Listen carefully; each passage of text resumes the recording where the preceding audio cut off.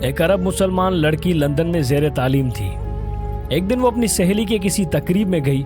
کوشش کے باوجود وہ وہاں سے جلدی نہ نکل سکی۔ جب وہ اس فنکشن سے فارغ ہو کر نکلی تو رات کافی دیر ہو چکی تھی۔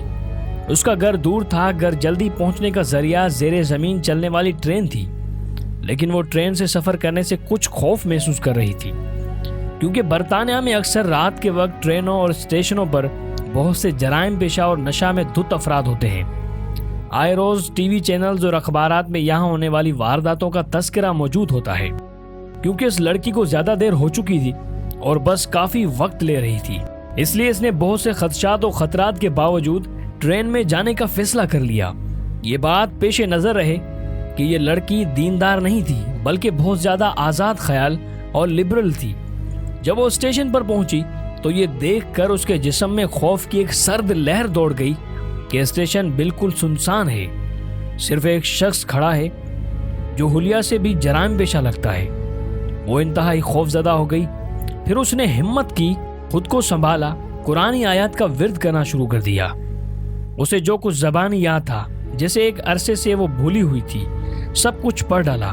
اتنے میں ٹرین آئی اور وہ اس میں سوار ہو کر بخیریت اپنے گھر پہنچ گئی۔ اگلے دن کا اخبار دیکھ کر وہ چونک اٹھی۔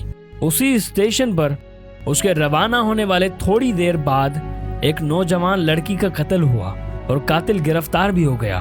وہ پولیس اسٹیشن گئی۔ پولیس والوں کو بتایا کہ قتل کچھ دیر پہلے وہ اس اسٹیشن پر موجود تھی۔ میں قاتل کو پہچانتی ہوں، اس سے کچھ پوچھنا چاہتی ہوں۔ جب وہ مجرم سیل کے سامنے پہنچی تو اس سے پوچھا، کیا تم مجھے پہچانتے ہو؟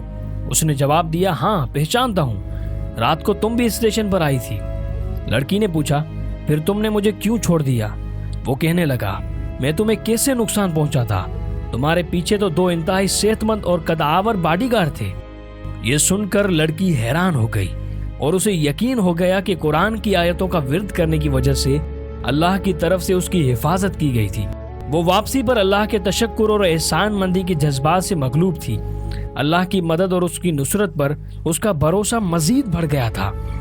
اگر ہم اپنے دل کی گہرائیوں سے اللہ کو پکاریں اور اس کی تائید و نصرت پر بھروسہ کریں تو ہم اللہ کی رحمت سے کبھی محروم نہیں رہیں گے۔